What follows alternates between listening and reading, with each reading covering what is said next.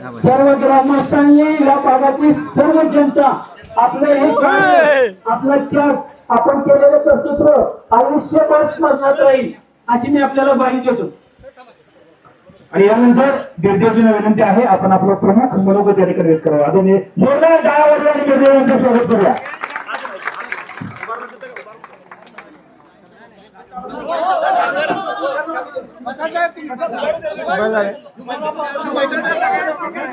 पाय दुखायला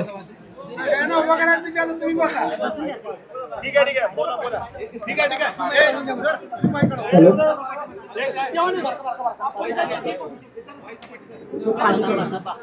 पाणी थोडं अरे बापरे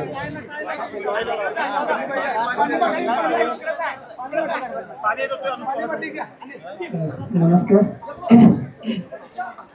ऍक्च्युली माईकवर बोलण्याचा माझा पहिलाच हे आहे, त्यामुळे थोडंफार काही चुकलं वगैरे किंवा काही चुकीचे वगैरे शब्द गेले तर मला मी म्हणजे सुरुवातीलाच माफी मागतो. तुमच्यापेक्षा वयाने खूपच लहान आहे. सगळ्यात महत्वाचं म्हणजे असं मला वाटलं की यश म्हणजे आता या सिच्युएशनला असं मला वाटलं की परीक्षा वगैरे पास करणं सोपं असते आणि या सगळ्या गोष्टी सगळ्या हँडल करणं खूपच अवघड असते असं मला वाटतंय.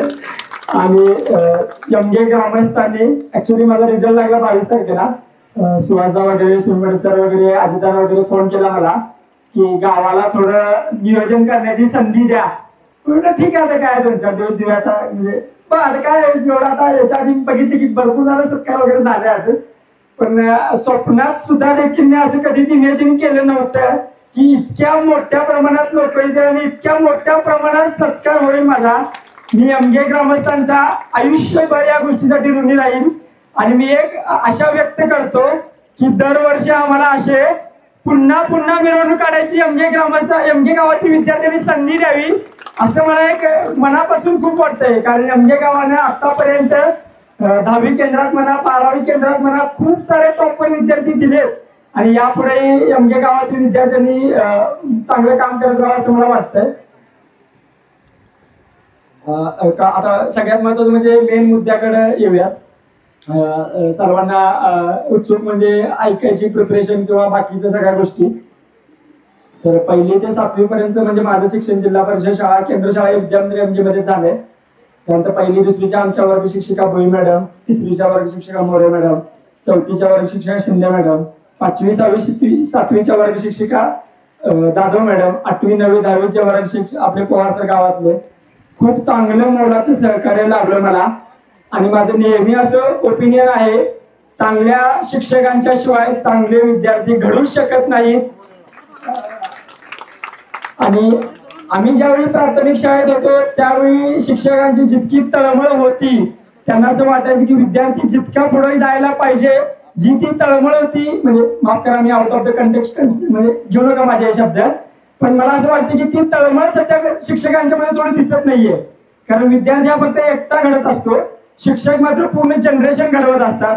मी सर्व शिक्षकांना आव्हान करतो की माझ्यासारखे लाखो विद्यार्थी तुम्ही घडवू शकताय. तुम्ही ठरवलं तर जगाचा कायापालट करू शकताय. पालकांच्या नंतर खूप मोठी व्यक्ती कोण असतील तर ते शिक्षक आहेत. सो माझ्या सर्व शिक्षकांना मी खूप खूप आभारी आहे आणि सर्व शिक्षकांना आव्हान ही देखील आहे की खूप तळमळीने जिद्दीने सर्व विद्यार्थ्यांना शिकवावं. त्यानंतर ऍक्च्युली माझं 11-12चं कॉलेज शिवराज विद्यालय ज्युनियर कॉलेज मुरगुडला झालं. ऍक्च्युली खूप डिफिकल्ट सिच्युएशन होती 11-12ला ऍडमिशन घेणं. सुरुवातीला थोडा वेळ देवचंदला ऍडमिशन घेतलं, त्यानंतर थोडा वेळ मुरगुडला पण गेलो पण काय थोडं खूप जास्त भीती वाटायला लागली. आणि मग ठीक आहे म्हटलं शिवराज पण मला ऍडमिशन देताना सुरुवातीला नकार देता मग तिकडे सरांनी थोडीशी हेल्प केली ऍडमिशन घ्यायला वगैरे. शिवराज पण मला ऍडमिशन दिलं. त्यानंतर 11-12ला चॅरिटेबल ट्रस्ट आणि राजेंद्र हजारे यांनी मला मार्गदर्शन केलं, आर्थिक मदत केली. त्यानंतर सीईटीला चांगले मार्क पडले. असं वाटलं नव्हतं की सीओपी सारख्या चांगल्या कॉलेजमध्ये ऍडमिशन मिळेल. महत्वाचा मुद्दा हाच की सीओपी सारख्या नामांकित कॉलेजमध्येच हे एक्सपोजर भेटते.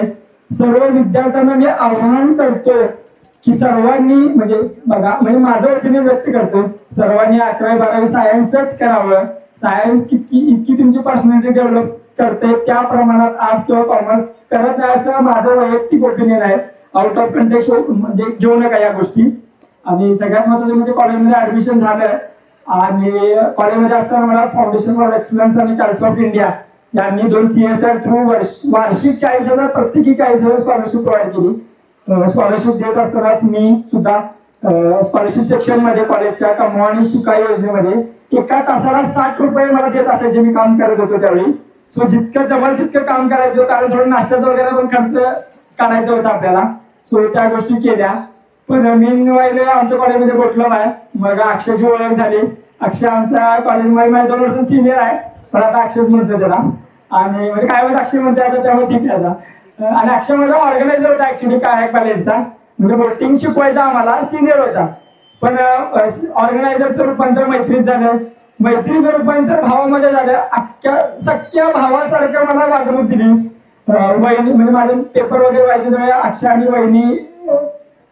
वहिनी माझ्यासोबत जेवायला वगैरे यायचं. कारण थोडं एकटं वगैरे म्हणजे UPSCच्या प्रिपरेशन जर्नीमध्ये थोडा एकटाच प्रवास असतोय.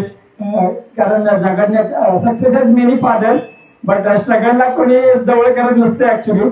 सो माझं सगळ्यांना आव्हान हेच आहे की जे विद्यार्थी झगडत आहेत त्यांना समाजाने उचलून घेतलं पाहिजे. म्हणजे जसं म्हणजे भरपूर शिक्षकांनी काहीतरी आव्हान केलं असं मला वाटतं. म्हणजे कोणतरी मला ऍक्च्युली फोन केला होता, मला वाटते मॅडम काय कोणी फोन केला होता माहित नाही. त्या म्हणाले की 7वी पर्यंत विद्यार्थी चांगला असतोय किंवा 10वी पर्यंत विद्यार्थी चांगला असतोय, पण त्या विद्यार्थ्याचं पुढे काय होतं हे शिक्षकांच्याकडून थोडंसं विसरून जातं असं म्हणजे त्यांनी व्यक्त केलं. मग मला शिक्षकांना एवढंच आव्हान आहे की मानसिक सपोर्ट म्हणा किंवा आर्थिक सपोर्ट म्हणा, जितका तुम्हाला जमेल तितका तुम्ही चांगल्या विद्यार्थ्यांना करा. कारण शेवटी विद्यार्थी घडला तर समाज घडतो, समाज घडला तर देश सुधारतो. आता coming to my UPSC preparation, म्हणजे UPSC करायचं 2017-18 मध्ये COAP मध्ये एकाच वर्षी 15 विद्यार्थ्यांचं UPSCच्या फायनल लिस्ट मध्ये सिलेक्शन झालंय. मला असं वाटलं की आपल्याकडे गावाकडे झालेली पोरं आहेत, माझ्यासारखेच पर्सेंटेज वगैरे घेतलेले आहेत, माझ्यापेक्षा काहींचा CGPA कमी पण होता. मग थोडं असं वाटलं की आपण पण तयार करू शकतो. लहानपणापासून थोडं प्रशासकीय अधिकारी व्हायची अशी इच्छा होती, पण UPSC वगैरे करायचं हे नक्की माझं कॉलेजमध्ये म्हणजे COAP मध्ये असताना 3rd year 4th yearलाच ठरलं. सो मग त्यावेळी थोडे NCERT वगैरे वाचायला चालू केल्या. आणि गावाकडच्या मुलांना थोडं असं वाटत असतं की थोडं इंग्लिश वगैरे वीक आहे. माझं 10वी पर्यंत शिक्षण मराठी मीडियम मधूनच झालंय आणि आता मला सार्थ अभिमान वाटतोय. आणि महाराष्ट्र शासनाने मराठीच्या उद्धारासाठी अजून चांगली पावलं घेतली पाहिजे असं मला नक्की आणि खूप मनापासून आणि तळमळीनं वाटतंय. आणि शासनाने जिल्हा परिषदच्या शाळांचं सशक्तीकरण करायला पण पाहिजे असंही मला वाटतंय. कारण सध्याची जिल्हा परिषदच्या शाळांची परिस्थिती बघता आमच्या 2-2 तुकड्या असायच्या, आमच्या आधी 3-4 तुकड्या असायच्या. अद्याप त्या एक पण म्हणजे तुकडी भरत नाही इतके विद्यार्थी जिल्हा परिषद शाळांमध्ये राहतात. सो माझं सर्व पालकांना एक आव्हान असेल, जितक्या तळमळीनं जिल्हा परिषद शाळेचे शिक्षक शिकवतात तितक्या तळमळीने इतर हायस्कूल किंवा कॉलेजचे शिक्षक शिकवतात. म्हणजे हे माझं पर्सनल ओपिनियन आहे. कुणी कॉर्पोरेट वगैरे एज्युकेशन मॅनियाने वगैरे माझा आउट ऑफ कंटेंट घेऊन नाही तर मला शोधात येतील सगळेजण. सो मला असं वाटतं की वाईट तितक्या तळमळीनं तितक्या चित्तीनं जिल्हा परिषदच्या शाळांच्या शिक्षकांशिवाय इतर कोणते शिक्षक शिकवतात असं मला वैयक्तिक वाटत नाही. सो मला असं वाटतं की त्यांचं सशक्तीकरण झालं पाहिजे. एप्रिल त्यानंतर लॉकडाऊन मध्ये पोस्टामध्ये जॉब केला पोस्टमन म्हणून गंगापूर ब्रांच ऑफिसला गारगोळी सब डिव्हिजनच्या अंडर. थोडं ऍक्च्युली काय झालं, माझ्या पोस्ट मास्तरने थोडंसं पैशांचा आर्थिक गडबड केली आणि त्यानंतर थोडंसं इश्यू झाला. त्या म्हणजे मी थोडं सुरुवातीला जॉईन केलं होतं, पहिलेच ऍक्च्युली नोकरी होती माझी आणि कसं हँडल करायचं काय माहित नव्हतं मला. त्यावेळी गारगोळी सब डिव्हिजनचे मेलो राऊत सर यांनी मला जरा मदत केली की कसं हँडल करायला पाहिजे गोष्टी. त्याने एप्रिल 2021 मध्ये UPSC साठी क्लास जॉईन करायचा माझा निर्णय होता. क्लास जॉईन करण्याचा माझा मेन हेतू हाच होता की आयुष्यामध्ये 2-3 वर्ष प्रिपरेशन केल्यानंतर असं रिग्रेट नाही झालं पाहिजे की यार क्लास लावला असता बरं झालं असतं, थोडं चांगलं प्रिपरेशन करू शकलो असतो. सो समजा तुमची फायनान्शियल स्टेबिलिटी असेल घरची, मागे थोडा बॅकअप असेल, जसा माझ्यासाठी माझा भाऊ होता किंवा अक्षय होता आणि वहिनी होते, तसं तुमच्यासाठी 1-2 गोष्टी 1-2 लोक असायला पाहिजे ज्यांना म्हणजे तुमच्यापेक्षा तुमच्यामध्ये जास्त विश्वास असेल की या काहीतरी करून दाखवू शकतो. या दृष्टिकोनातून मी 2021 मध्ये दिल्लीला गेलो. 2021 मध्ये दिल्लीला गेलो. त्यानंतर दिल्लीमध्ये नेक्स्ट आयएस नावाचा क्लास जॉईन केला. 1 वर्ष फाउंडेशन बॅच केली तिथली. 2022 मध्ये पहिला अटेम्प्ट दिला, पण पहिली फी काही क्लिअर झाली नाही. पण ठीक आहे, पहिले ते असते ना की, आणि माझं नेहमी ओपिनियन असते की आवडत्या पोरांना जरा 3-4 अटेम्प्ट लागतात प्रिपरेशन करायसाठी. सो पुन्हा त्या पिरियडमध्ये 6 महिने दिल्लीमध्येच राहिलो. दिल्लीमध्येची परिस्थिती म्हणजे खूप खराब परिस्थिती ऍक्च्युली. खूप जास्त गरमी आणि खूप जास्त थंडी. ऍक्च्युली लाईट बिल येऊ नये म्हणून आम्ही एसी लावायचो नाही, कारण अरविंद केजरीवालच्या कृपेने आम्हाला 200-300 युनिट फ्री इलेक्ट्रिसिटी मिळायची. सो 300 पेक्षा जास्त युनिट झालं की खूप जास्त बिल यायचं, तेव्हा आम्ही एसीच लावायचं नाही. सो मग ते थोडं झालं. त्यानंतर मग थोडं त्या त्या काळामध्ये थोडंसं मेन्सची प्रिपरेशन केली. माझा जो मित्र जय पाटील, यांचे आजोबा बीटी पाटील सर यांचे विद्यार्थी अजित शहा यांनी मला क्लास लावण्यासाठी 2,35,000 रुपये रोख रक्कम माझ्या अकाउंटमध्ये एका कॉलवर जमा केली. आणि त्यांनी माझ्याकडे कोणतंही आश्वासन घेतलं नाही की हे परत करायला पाहिजे किंवा काही करायला पाहिजे. मी अजित शहा सरांचा मनापासून खूप खूप आभारी आहे. अजित शहा साहेब नसते किंवा बीटी पाटील सर नसते तर आज गिरदेवडोने असता, पण IPS गिरदेवडोने असला नसता असं मला वैयक्तिक वाटतंय. त्यानंतर 2023 मध्ये मी पुण्यातल्या ज्ञान प्रबोधिनीमध्ये ऍडमिशन घ्यायचा विचार केला.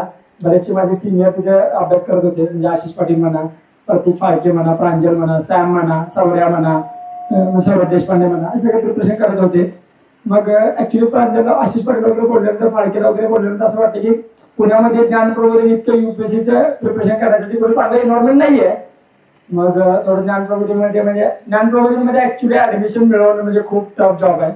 म्हणजे खूप ते विकू सर आणि सविता कुलकर्णी मॅडम आम्ही ज्यांना ताई म्हणतो, यांच्या सोल डिस्क्रिप्शनवर ऍडमिशन दिलं जाते.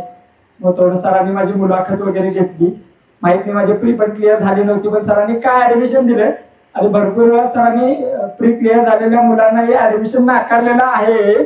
सो त्यातच मला ऍडमिशन दिलं. मला आश्चर्य झालं. भरपूर कोण मला पण विचारायचं, चालेल तुम्ही कसं काय ऍडमिशन दिलं, आम्हाला ऍडमिशन द्याय नाही. काय माहिती विकू सरांनी माझ्यामध्ये काय बघितलं होतं त्या काळात. 2023 मध्ये परत दुसरा अटेम्प्ट दिला. जे 2022च्या अटेम्प्ट मध्ये माझ्याकडून PYQचं अनालिसिस राहिलं होतं ते चांगल्या प्रकारे केलं. SFG म्हणजे फोरमची SFGची लेवल 1 टेस्ट सिरीज कम्प्लीट केली. त्यानंतर मॉक दिल्या 4-5 क्लासेसच्या, म्हणजे व्हिजन म्हणा, फोरम म्हणा, नेक्स्ट IS म्हणा, किंवा अजून थोडं फोरम म्हणा, व्हिजन म्हणा, वाजिरम म्हणा, नेक्स्ट IS म्हणा, त्यांच्या मॉक वगैरे टेस्ट दिल्या. 2023ला मॉकला वगैरे चांगला स्कोर यायचा. त्यानंतर 2023च्या प्रीमध्ये सिव्हिल सर्व्हिसेसची प्री पण निघाली आणि फॉरेस्ट सर्व्हिसेसची पण प्री निघाली. पण मीनवाईल मला ऑगस्टमध्ये डेंग्यू झाला. या सर्व काळामध्ये माझे आरोग्यासाठीचे फर्स्ट रिस्पॉन्डर म्हणजे भारत डॉक्टर असायचे. मला खूप जास्त आजारी पडायचो मी आणि डॉक्टरांना खूप जास्त त्रास दिलाय. त्याबद्दल डॉक्टरांची मी दिलगिरी व्यक्त करतो. सर्दी जरी झाली मी भारत डॉक्टरांनी फोन केला, डॉक्टर साहेब जरा घसा खराब झाला, जरा बघा की जरा. तर मला खूप जास्त सहकार्य केले डॉक्टरांनी. आणि त्यानंतर डेंग्यू झाला, मग डॉक्टरांनी पप्पांना सांगितले.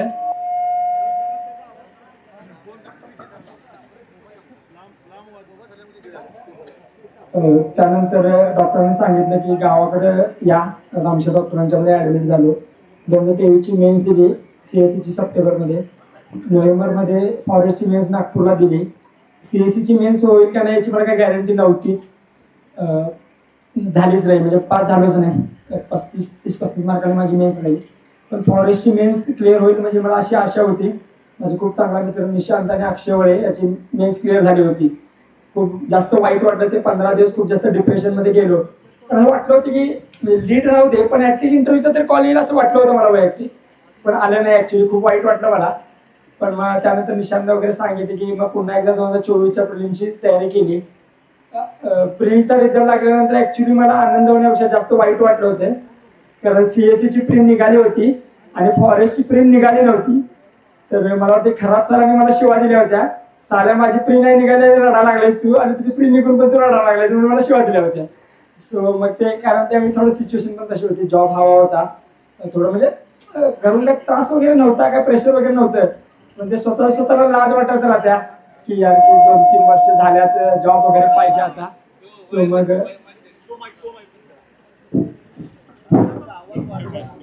हॅलो सो मग जॉब वगैरे पाहिजे असं मला वाटत होतं नक्की. मग मीनवाईल मी CGLचे वगैरे प्रीसाठी वगैरे फॉर्म भरला होता. CFFची मेन्स म्हणजे 2024ची प्री दिली, प्री निघाली, सप्टेंबरमध्ये प्री दिली. पुन्हा एकदा मला ऑगस्टमध्ये डेंग्यू झाला.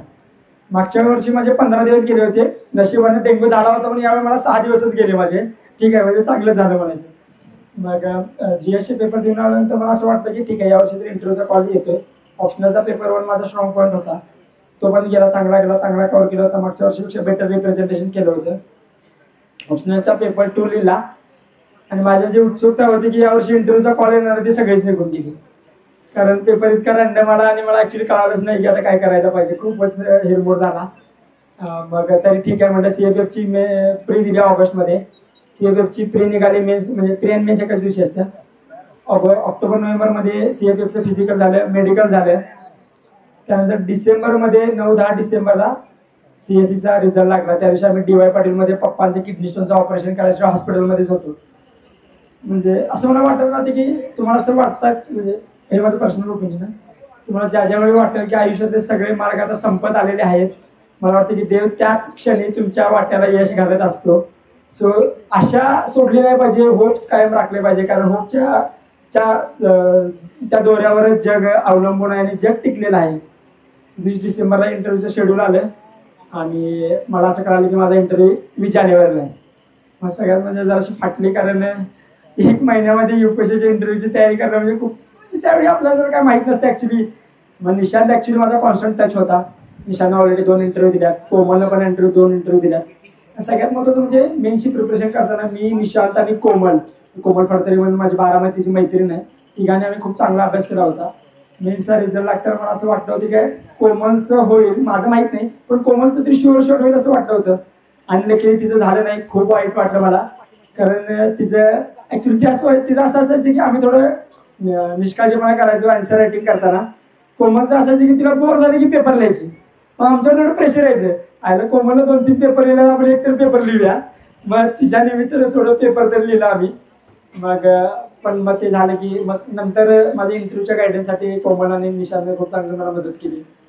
आपल्या गावाकडच्या मुलांना ॲक्च्युली म्हणजे ड्रेस कोणता घालायचा, ब्लेझर कोणते घ्यायचे याबद्दल काही थोडी कल्पना नसते, कधी काय घातलेलं नसते, काय नसते.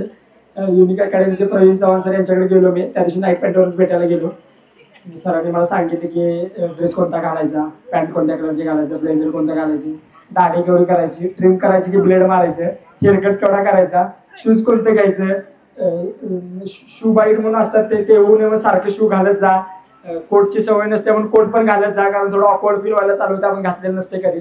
नसायचे बारीक गोष्टी, ज्या सिली गोष्टी सगळ्यांना सिली वाटत असतात, तर त्या गावाच्या पोरांना सिली नसतात, त्या सगळ्या गोष्टी सांगायचं काम प्रवीण चव्हाण सरांनी केलं. मग 5-6 जानेवारीला वडिलांचं ऑपरेशन झालं ॲक्च्युली. मग पप्पांना ऑपरेशन थिएटरमधून बाहेर काढल्यानंतर मगदूम हॉस्पिटल कोल्हापूरमध्ये ऑपरेशन झालं. पप्पांना ICUमध्ये ठेवून मी त्या दिवशी दाजी आणि दिदी वगैरे हॉस्पिटलमध्ये होते. मी दिल्लीला गेलो, पुण्यामध्ये मॉक दिला, दिल्लीला गेलो, दिल्लीमध्ये 4-5 मॉक दिले. 20 जानेवारीला माझा इंटरव्ह्यू होता. ॲक्च्युली इंटरव्ह्यूच्या त्या प्रिपरेशनमध्ये मी दिल्लीमध्ये माझा मित्र विलास मोरेच्या रूमवर होता. सांगायला खूप अभिमान होतोय, खूप जास्त थंडी होती. स्वामी म्हणजे सुमित स्वामी म्हणा, तेजा म्हणा किंवा विलासनं इंटरव्ह्यू होईपर्यंत मला स्वतःचं ताट पण घासू नाही दिलं, का गार पाण्यात हात घालशील मग आजारी पडशील. सो म्हणजे आयुष्याच्या चांगल्या वळणावर चांगले मित्र भेटत गेले. म्हणजे ही मला वाटतं की देवानं माझ्यासाठी दिलेली खूप चांगली देणगी होती. 20 जानेवारीला इंटरव्ह्यू माझा असे आफ्टरनून सेशनमध्ये होता. दिनेश दास सरांचा बोर्ड होता मला. ॲक्च्युली UPSCचं कसं आहे, 1 मिनिट नाही, मला वाटतं 1 मिनिट आधीच कळते तुम्हाला की बोर्ड कोणता आहे. गेलो, सरांनी मला माझ्या पोस्ट ऑफिसबद्दल थोडं क्वेश्चन विचारलं. एका बोर्ड मेंबरने मला POK बद्दल माझं तुझं ओपिनियन काय विचारलं. मी त्यावेळी सरांना सांगितलं की sir POK is integral part of India, it's critical for India integrity आणि सोव्हर्निटी. म्हणजे पाक ऑक्युपाईड काश्मीर हा भारताचाच भाग आहे, मी त्यांना सांगितलं एकदम विश्वासाने, थोडं लो हाय पिचमध्ये. त्यानंतर एका बोर्ड मेंबरने मला विचारलं की तुझी हॉबी, म्हणजे माझी hobby UPSC detailed application form भरून घेताना हॉबी विचारत्या. सो मी हॉबी टाकली होती की शीप अँड गोट रिअरिंग, यांची मी हॉबीज टाकली होती. सो ॲक्च्युली मला याच्यावर क्वेश्चन पण विचारले की शेळी दूध किती देत्या, शेळीचं दूध वाढवायला काय करायला पाहिजे. मी त्यांना सांगितले की सानेन गोट ऑफ स्वित्झर्लंड जरा ते दुधाच्यासाठी खूप फेमस आहे, त्यासाठी तिच्याशी आपण क्रॉस ब्रीडिंग वगैरे घडवून आणलं तर आपण मिल्क किलो वाढवू शकतो. मग मला त्यांनी क्वेश्चन विचारलं की मग डॉक्टर्स आजकाल शेळीचे दूध काय रिकमेंड करू लागले. मग मी सरांना सांगितलं की जर शेळी वगैरे खूप सारे मेडिसिनल प्लांटचा पाला खाते आणि तो जो मेडिसिनल कंटेंट असतो तो शेळीच्या दुधामध्ये उतरवतो, तो डायबेटिक पेशंटसाठी खूप चांगला असतो. मला वाटतं की हे आन्सर जरा सरांना जरा खूप ग्राउंड रियालिटीची जाणीव करून देत होते. इंटरव्ह्यू झाल्यानंतर ऍक्च्युली कसं होतं की बाकीच्या सगळ्या पोरांचा माझ्या आधी झालेल्या किंवा माझ्या आधीच्या दिवशी झालेल्या पोरांचा इंटरव्ह्यू 25-30 मिनिटं चालला आणि ऍक्च्युली मला 18-19 मिनिटांमध्ये हाकलून दिले. त्यानंतर मी निशांतला पहिला फोन केला की भाई काय फालतूपणा झालाय की मला 18-19 मिनिटाचं हाकलून दिले. मग निशांतनं माझी फर्स्ट रिॲक्शन कॅप्चर करून ठेवली होती. माझा इंटरव्ह्यू 20 जानेवारी होता, इंटरव्ह्यू 16-17 एप्रिलपर्यंत होती, म्हणजे 2-3 महिन्याचा कालावधी होता. त्या कालावधीमध्ये माझ्या सिलेक्शनची उत्सुकता सगळी निघून गेली. म्हणजे ट्रान्सक्रिप्ट येत होत्या, मुलांना चांगले चालल्यात की काय इंटरव्ह्यू आपल्या शेवटी कॉम्पिटेटिव्ह आहे, म्हणजे आपल्यापेक्षा समजा कोणतं चांगलं परफॉर्म करत असेल तर नक्कीच त्याचं सिलेक्शन झालं पाहिजे होतंच. पण मग निशांत मला कायम सांगत असायचे की तुझी मी फर्स्ट रिॲक्शन कॅप्चर केले आणि तुझं होईल. पण मला तर काय शुअरिटी नव्हती. ॲक्च्युली पप्पांचं ऑपरेशन झालं होतं, थोडं चेंज ऑफ एन्व्हायरमेंट पाहिजे होतं. मग आम्ही डायलिसिस करायचं पप्पांचं असं थोडं खूप सारं नेफ्रोलॉजिस्टने ओपिनियन दिलं होतं. पप्पांचं म्हणजे पप्पांची इच्छा नव्हती करायचं, आत्या वगैरेंची पण इच्छा नव्हती. आम्ही ठरवलं की बकऱ्यात जाऊया, थोडं चेंज ऑफ एन्व्हायरमेंट होते. मग मी 4-5 दिवस आधी बकऱ्यात गेलो होतो. 22 तारखेला ॲक्च्युली आमच्या मामांची म्हणजे आमच्या काकांची म्हणजे मावशीच्या आमच्या दिरांची म्हणजे मारुती कुटेंची बकरी कातरायला चालू होती. मी आणि माझा मावस भाऊ मारू कुटे गाडीवरने गेलो आणि आमच्याकडे ॲक्च्युली जर खानापूरला जायचं मग 4 वाजता बकरी कातरायची म्हणजे बकरी कातरायला चालू होती आणि 4 वाजता सोडायची आणि खानापुरात जाऊन जर साहित्य घेऊन यायचं ठरलं होतं. ॲक्च्युली UPSC आपला रिझल्ट 5 वाजता युजली डिक्लेअर करते आणि त्या दिवशी 2:30 वाजता माझा जो चांगला मित्र होता निशांत देशमुख त्याचाच पुन्हा फोन आला की भाई तुझं सिलेक्शन झालंय आणि 551वर रँक आला. त्यानंतर थोड्या मिनिटासाठी ते जे काही सगळ्या विद्यार्थ्यांच्या सोबत होते थोड्या 2-3 मिनिटासाठी आनंद सुरू येत गेले. रिअलाइज नाही झालं की ऍक्च्युली जे स्वप्न पाहिलं होते ते सत्यात उतरवते. पण ती खूप चांगली फिलिंग असते की म्हणजे सक्सेस म्हणजे काय, ऍक्च्युली सक्सेस काय असते. पण ते एक मला म्हणजे ती मानसिक स्थिती असते ज्याच्यामुळे तुम्हाला समाधान वाटत असते. सक्सेस फक्त म्हणजे UPSC मध्ये सिलेक्शन हेच सक्सेस नाहीये, पण कोणत्या क्रीडा क्षेत्रामध्ये अतुल्य कामगिरी करणं, म्युझिक, संगीत, डान्स या सगळ्या स्विमिंग कोणत्याही क्षेत्रामध्ये तुम्ही चांगली कामगिरी करणं, सर्वोच्च पदावर पोहोचणं हे म्हणजे सक्सेस आहे. फक्त अभ्यासात हुशार असणंच म्हणजे सक्सेस नाही असं मला वाटलं. मग त्यानंतर खूप जास्त फोन येऊ लागले. एका दिवशी 2-2 हजार फोनचा मिस कॉल करू लागला. सगळे खूप म्हणजे मला जितके पॉसिबल होते तितके मी फोन अटेंड केले. ज्यांचे फोन अटेंड नाही झाले किंवा ज्यांना मी परत नाही कॉल केले त्यांची मी खूप दिलगिरी व्यक्त करतो. नंतर खूप सारे TV मीडियाला मी बाईट वगैरे दिले, खूप सारे YouTube चॅनलला बाईट वगैरे दिले. म्हणजे ऍक्च्युली मी त्या दिवशी बकऱ्यात होतो, त्यानंतर TV मीडियावर बकऱ्यात आले. सांगायचा उद्देश हाच म्हणजे to clear the some things किंवा to clear the air some म्हणजे काही थोडं मिसकन्सेप्शन स्प्रेड झालं. ज्या दिवशीपासून मी माझी प्रिपरेशन चालू केली एप्रिल 2021 पासून त्या दिवशी मी कधीही 1 किंवा 2 महिने बकरी राखायला गेलेलो नाहीये. फुल टाइम UPSCची प्रिपरेशन पुणे किंवा दिल्लीमध्ये राहूनच केलेली आहे. गावी आलो तरी मी खूप 1 किंवा 2-3 दिवसच राहायचो. टल्ल्या मला सारखं विचारायचं 2-3 दिवस झाले की बिरदा अजून किती दिवस झाले राहणारच गाव जा की गप लोक तर पप्प्या वगैरे पण असायची. त्यामुळे तेच असायचं की सगळ्यात महत्त्वाचं म्हणजे आमच्या मंडळाचे पोरं खूप भारी आहेत. खूप म्हणजे मंडळ खूप लहान आहे आमचं सोने तरुण मंडळ, पण एकदम जीवाभावाला साथ देणारे पोरं आहेत. आजीरांच्या घरात काय रोज आम्ही रात्री जेवण झालं की टाइमपास करत बसायचो. आजीरांचं घर म्हणजे आमच्या मंडळाचं घर असं झालं ऍक्च्युली. आणि मग तसं झालं आणि हे म्हणजे सांगायचे उद्देश फुल टाइम कधी मी म्हणजे फुल टाइम बकरी टाकलेली नाही आहे. फुल टाइम UPSCची प्रिपरेशन केलेली आहे. प्रिपरेशन करण्यामागे म्हणजे 10वीला 96% मार्क आहेत, 12वीला 91% मार्क पडलेले आहेत. UPSCच्या प्रिपरेशनचा अभ्यास म्हणजे रेग्युलर 6 ते 8 तास अभ्यास व्हायचा माझा रेग्युलरली.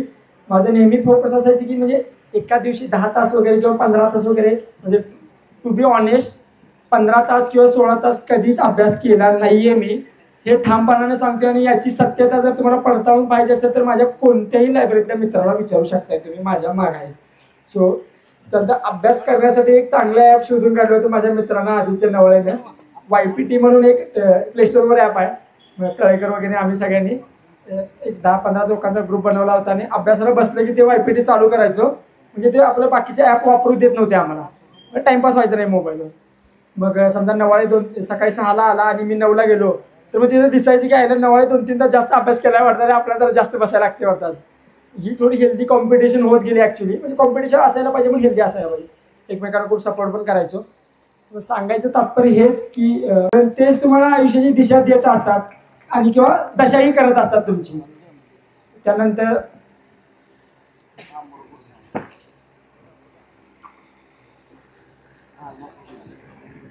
आता जे विद्यार्थी UPSCची प्रिपरेशन करत आहेत सध्या त्या विद्यार्थ्यांसाठी, ज्यांनी 2दा-3दा प्री दिल्या पण प्री निघत नाहीये अशा विद्यार्थ्यांसाठी तुमचं काय चुकतंय तपासून पहा. PYQचं थोडं ॲनालिसिस करा. 1 वर्ष गॅप हवा असेल तर 1 वर्ष गॅप घ्या.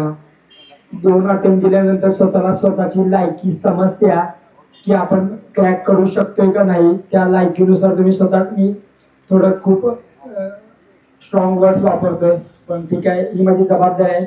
कारण पुण्यामध्ये प्रिपरेशन करणाऱ्या विद्यार्थ्यांची म्हणजे मी ज्यावेळी ॲस्पायरंट असतो त्यावेळी सगळ्यांना असं वाटायचं असते की सद्यस्थितीची परिस्थिती कोणी जाणीव करून देत नाही. खूप लोंढेच्या लोंढे पुण्यामध्ये UPSC किंवा MPSCचे प्रिपरेशन करण्यासाठी येत आहेत, खास करून मराठवाडा किंवा विदर्भ भागातले. त्या सगळ्या विद्यार्थ्यांना मी एकच सांगू शकतो की घरच्या परिस्थितीची जाणीव असू दे. 1-2 अटेम्प्ट नंतर होत नसेल तर सोडून द्या. काही कमीपणा नाहीये. खाईन तर तुपाशी नाही तर उपाशी असं अजिबात राहू नका. घरची आर्थिक परिस्थिती याची जाणीव राहू दे. जर कोणी फायनान्शियल असेल मग करण्यात काही अर्थ नाही. आणि जे लहान विद्यार्थी आहेत माझे बांधव 7वी 8वीला आहेत किंवा 11वी 12वीला आहेत त्यांना एवढं सांगेल की 11वी 12वीला चांगल्या कॉलेजमध्ये ॲडमिशन मिळवण्यासाठी प्रयत्न करा. करिअर काय करायचं याबद्दल असं काही डिस्कशन करू नका. सो आणि पालकांना एक सांगायचं म्हणजे आता खूप अवघड आहे पालकांना सांगायचं. पालकांच्या पण काही इच्छा अपेक्षा असतात पण माझं असं नेहमी म्हणणं असते की त्यांनी त्या विद्यार्थ्यांच्यावर लादायला नाही पाहिजे. त्यासाठी प्रयत्न करायला पाहिजे पण विद्यार्थ्यांनी मुभा दिली पाहिजे की त्याला कोणतं करिअर करायचं त्याबद्दल संधी दिली पाहिजे. विद्यार्थ्याला JEE किंवा मेन्स करायचं नसते, नीट करायचं नसते पण पालक लातूरला कोट्याला घालवतात. काय पॉईंट नाहीये. विद्यार्थ्याला जे करायचं ते करू द्या. आपल्या इकडंच इंजिनिअरिंग आणि मेडिकलची क्रेज आहे. नॉर्थमध्ये DU सारख्या JNU सारख्या इन्स्टिट्यूटमध्ये ह्युमॅनिटीजचा कोर्स करण्यामध्ये खूप क्रेज आहे. स्टीफन्सला लेडी श्रीरामला ॲडमिशन मिळवणं म्हणजे खूप कठीण आहे. मी म्हणेन की इंजिनिअरिंगला ॲडमिशन मिळवणं सोपं आहे. DU मध्ये ॲडमिशन किंवा JNU मध्ये ॲडमिशन मिळवणं खूप अवघड आहे. सो गावाकडचे विद्यार्थी गावाकडे BA किंवा BCom करण्यापेक्षा DU JNU मध्ये जाऊन BCom BA करा. नक्कीच एक व्यक्ती म्हणून तयार होत्या. आणि UPSC मध्ये सक्सेस मिळवलं चांगलं आहे. UPSC मध्ये अपयश झाला त्याच्यापेक्षा चांगला आहे. कारण UPSC तुम्हाला एक चांगला नागरिक म्हणून नक्कीच घडवते माझं वैयक्तिक ओपिनियन आहे.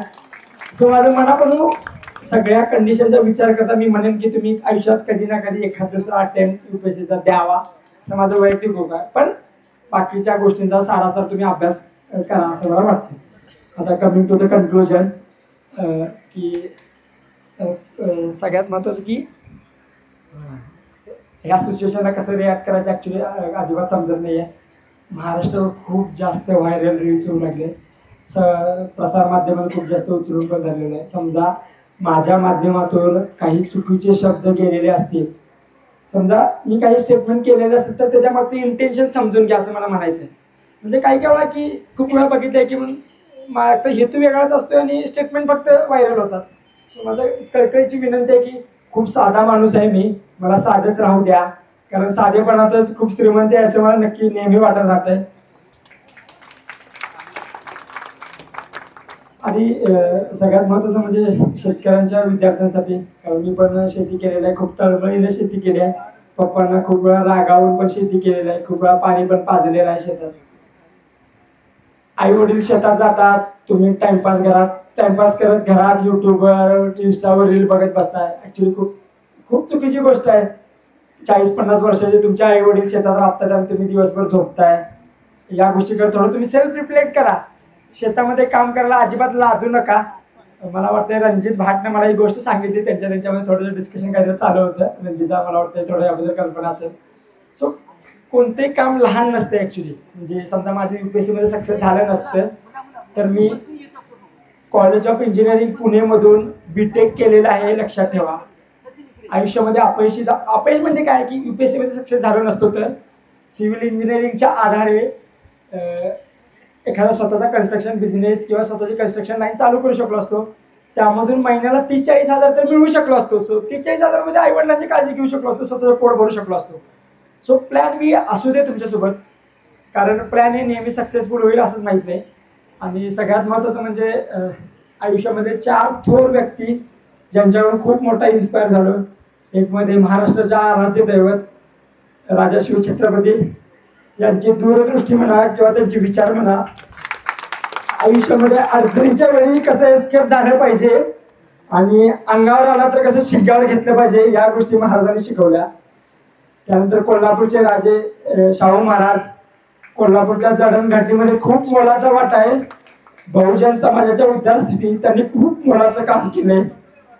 त्यानंतर महात्मा फुले विद्यार्थ्यांच्या शिक्षणासाठी, किंवा मी म्हणेन की फादर ऑफ एज्युकेशन असं म्हणेन मी. त्यानंतर संविधानाचे शिल्पकार डॉक्टर बाबासाहेब आंबेडकर. मला असं वाटतं की कोणत्याही समाजापुरते या थोर व्यक्तींना मर्यादित ठेवू नका. सगळ्यांचे विचार, सगळ्यांचे आचार लक्षात घेतले पाहिजेत. लोकांना काय झालं म्हणजे माझं खूप ओपिनियन आहे, तुम्हाला राग आला तर चालेल. माझे खूप जास्त मित्र SC कॅटेगरीमधील आहेत. मी करतोय स्टेटमेंट, याची मी फुल जबाबदारी पण घेतोय. SC कॅटेगरीतील माझे मित्र बाबासाहेबांचं पुस्तक वाचलं नसेल पण बाबासाहेबांचं खूप जास्त स्टेटस किंवा सॉंग तयार करतात. ऍक्च्युली बाबासाहेब फोटोमध्ये किंवा सॉंग मध्ये नाही आहेत, बाबासाहेब पुस्तकामध्ये आहेत. पुस्तकं वाचा तुम्ही, त्याशिवाय समाजाचे उद्धार कसा करणार आहे तुम्ही? एक बाबासाहेब घडले, त्यानंतर बाबासाहेब घडलेच नाहीत. असे 100 बाबासाहेब घडायला पाहिजे होते पण नाही घडले. का तर जबाबदार आपणच आहे. बाबासाहेबांना एका समाजापुरतं मर्यादित ठेवलं. त्यांचे आचार विचार सगळ्या आकलनात घ्या. समाजामध्ये आरक्षणाचा फायदा दिलाय, अफर्मेटिव्ह ऍक्शन का दिल्या? कारण सगळी स्टार्टिंग लाईन सेम नाहीये. सगळ्यांना स्टार्टिंग लाईनला सेम यासाठी आरक्षणाचा फायदा दिलाय, पण फायदा कोणच दिसत नाही. ज्यांनी फायदा घेते तेच फायदा घेत आहेत. माझे महाराष्ट्राचे जे मित्र आहेत ते फायदाच घेत आहेत. गावाकडे व्यसनाधीन झालेले आहेत, 11-12 मध्ये टाइमपास करायला लागलेत. त्यांना म्हणजे खूप कळकळीची विनंती आहे, कारण बहुजन समाजाचा, गोरगरीब मराठा समाजातील गोरगरीब शेतकरीचा मुलगा जर प्रशासनामध्ये आला तर प्रशासन सुधारणार आहे. जोपर्यंत आपल्यासारखी व्यक्ती प्रशासनामध्ये येणार नाही तोपर्यंत प्रशासन सुधारणार आपण कसं एक्सपेक्ट करणार आहे की प्रशासन सुधारायला पाहिजे? आपल्यासारखी व्यक्ती गेले तरच सुधारणार आहे ना. तुम्ही बाहेर राहून जर अपेक्षा करत असाल तर कसं अपेक्षित आहे ते? तुम्ही सिस्टीममध्ये आलं पाहिजे. तुम्ही निर्णय क्षमता तुमच्यामध्ये हातामध्ये आली पाहिजे ती. सो माझं सर्व बहुजन समाजातील सर्व विद्यार्थ्यांना आव्हान हेच आहे, तुम्ही प्रशासनामध्ये आलं पाहिजे, निर्णय क्षमतेमध्ये हस्तक्षेप केला पाहिजे. आणि सगळ्यात महत्त्वाचं म्हणजे आता काय सांगायचं विसरलं थोडक्यात मनात होतं, सर्वांनी चांगला अभ्यास करा. म्हणजे विद्यार्थी जे झगडत आहेत त्या विद्यार्थ्यांना शिक्षकांनी आणि पालकांनी चांगला सपोर्ट द्या. जसे मला माझा दादा, आई वडील किंवा अक्षा भेटला तसं तुमच्या आयुष्यामध्ये शोध घ्यावा लागतो. समजा मी अक्षासोबत मैत्री केली नसती तर आम्हाला अक्षा भेटलाच नसता. म्हणजे मित्र ओळखणं आणि मित्राची पारख करणं ही पण खूप महत्वाची गोष्ट, म्हणजे तुमच्यावर डिपेंड आहे ऍक्च्युली. मला वाटतं खूप जास्त वेळ झालेला आहे आणि इतक्या मोठ्या प्रमाणात म्हणजे सुहासदा म्हणा किंवा गावच्या माझ्या सत्कार समारंभाच्या मॅनेजमेंट कमिटीनं खूप जास्त कष्ट घेतलेले आहेत. त्यांचा मी खूप खूप खूप जास्त मनापासून आभार आहे. म्हणजे खूप मला मनापासून आभार वाटतं की माझ्यासाठी त्यांनी दिवस रात्र केले ऍक्च्युली स्वागतासाठी. आणि मला असं नेहमी वाटतं की गावासाठी, गावातील विद्यार्थ्यांसाठी दरवर्षी अशी मोठी, यापेक्षाही मोठी मिरवणूक काढायची संधी आणि मी त्या दिवशी उपलब्ध असावं, मी त्या दिवशी आयोजित राहीन अशा मिरवणुकीला. यासाठी सर्व विद्यार्थ्यांनी झगडत राहावं असं मला वाटतंय. कारण गाव सुधारलं तर देश सुधारेल, देश सुधारला तर आपण सगळे सुधारू. याबद्दल मी खूप खूप आयुष्यभर ऋणी राहील गावातल्या लोकांचा. असं मला कधीच वाटलं नव्हतं की एवढ्या मोठ्या प्रमाणात, एवढ्या मोठ्या संख्येने लोक उपस्थित राहतील, एवढ्या मोठ्या परीने माझा सत्कार वगैरे समारंभ होतील. सो माझे 2 शब्द तुम्ही शांततेने ऐकून घेतले त्याबद्दल मी तुमचा खूप खूप खूप दिलगिरी व्यक्त करतो. तुमच्यापेक्षा वयाने खूप लहान आहे, बोलताना काही गोष्टी चुकून निघाल्या असतील. तुमचा लहान भाऊ, लहान मुलगा, लहान नातू म्हणून सांभाळून घ्या मला.